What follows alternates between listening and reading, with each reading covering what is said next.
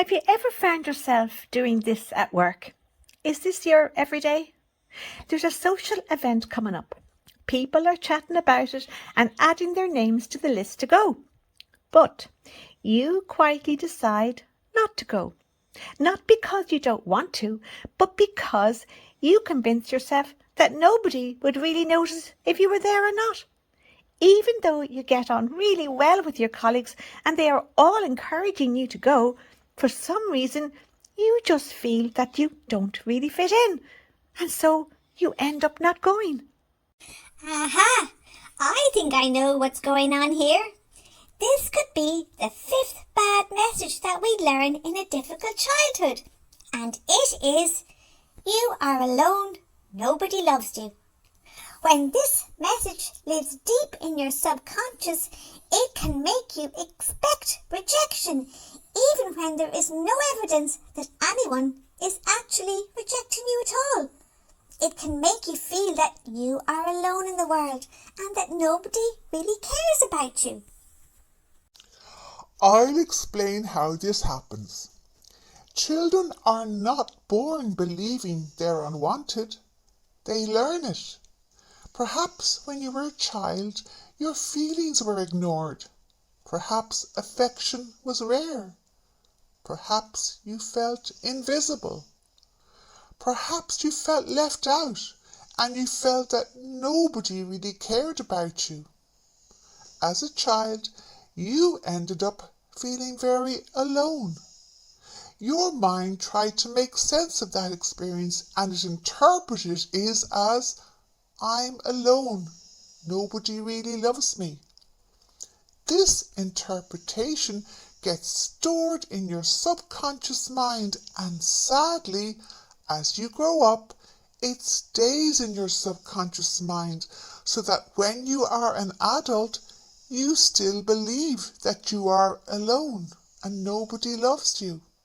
So, as an adult, you feel you just don't fit in, even in places where people genuinely like you and enjoy your company. So what do you do if you learned the fifth bad message as a child and it is making you feel you are all alone and nobody loves you? How can you stop this bad message controlling what you think about yourself? You use nip and flip. Here is how you use nip.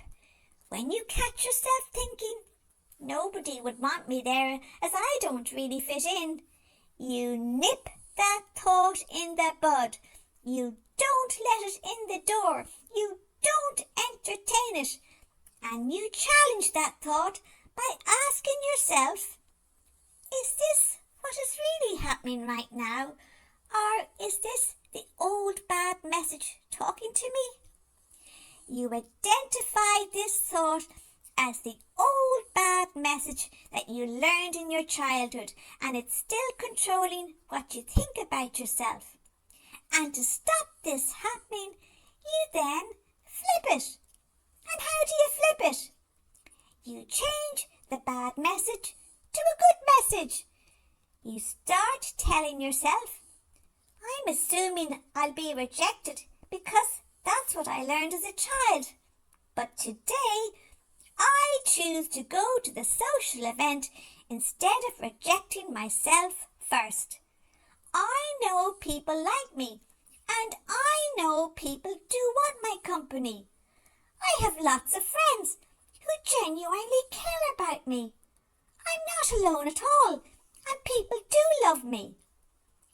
You take one small step at a time. You accept the invitation and you go to the event.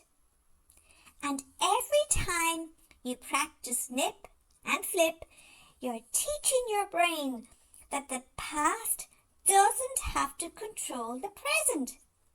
You are retraining your brain to believe the truth about yourself, and that is, you are not alone, and people do love you and they do care about you.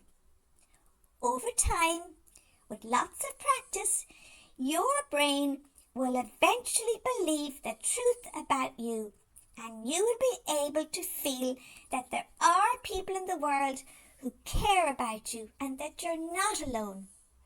Now, yes, it takes time to retrain the brain, but nip and flip does work. Now, let me tell you something important on this note. Me, Petal, and Blossie, we really, really woof you. Thank you for listening. I hope this helps. Now, if this feels familiar, please like and subscribe, as this will help YouTube show this video to other people who may need to see it.